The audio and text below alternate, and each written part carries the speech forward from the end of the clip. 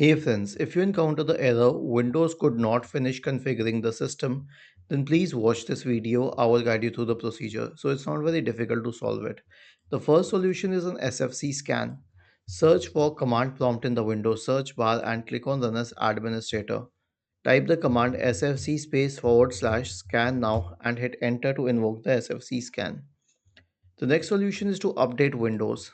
Right click on the start button and select settings from the menu. Go to the Windows Update tab on the list on the left hand side. Click on Check for updates in the right pane. The last solution is to update drivers. Okay. Right click on the Start button, select Settings from the menu. Go to the Windows Update tab, select Advanced Options. Select Optional Updates and then you can install the optional updates. So, this is how you can do the needful. Was this helpful? If yes, then please subscribe to the channel, and if not, then let us know in the comment section of the video on how we could help you further.